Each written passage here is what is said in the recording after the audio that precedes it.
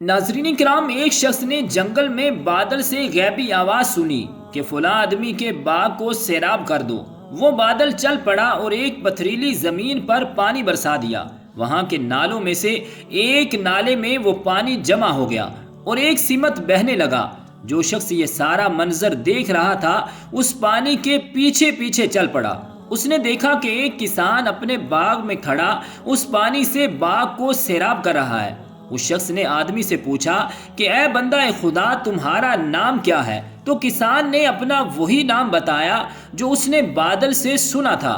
پھر کسان نے اس سے پوچھا کہ تم نے میرا نام کیوں پوچھا ہے؟ اس نے بتایا کہ جس بادل کے پانی سے تم نے اپنا باغ سیراب کیا ہے، میں نے اس میں سے آواز سنی تھی کہ فلاں کے باغ کو سیراب کر دو۔ اس نے تمہارا نام لیا تھا۔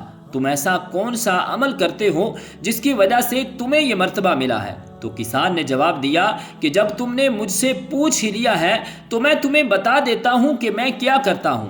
میں اپنے باغ کی پیداوار پر نظر رکھتا ہوں اور جو پیداوار ہوتی ہے اس کے 3 حصے کر لیتا ہوں۔ ایک حصہ خیرات کر دیتا ہوں، ایک حصہ میں اور میرے گھر والے کھاتے ہیں، اور ایک حصہ دوبارہ اسی باغ میں کاشت کر دیتا ہوں۔ ناظرین کرام، اس روایت سے جہاں اس کسان کی عظمت و شان کا پتہ چلتا ہے، وہیں یہ بھی معلوم ہوتا ہے کہ اللہ پاک جسے مال و دولت میں فراوانی عطا فرمائے، اسے چاہیے کہ اپنے مال کا فرض حق ادا کرنے کے ساتھ ساتھ نفلی صدقہ و خیرات بھی کرے۔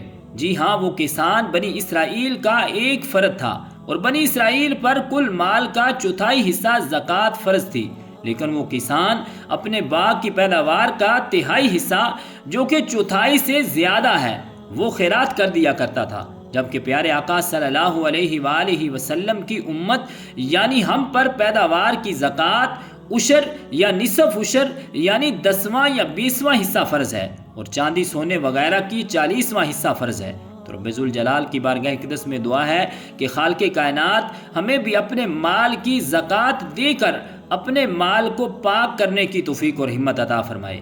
آمین بجاہ النبی الکریم الامین۔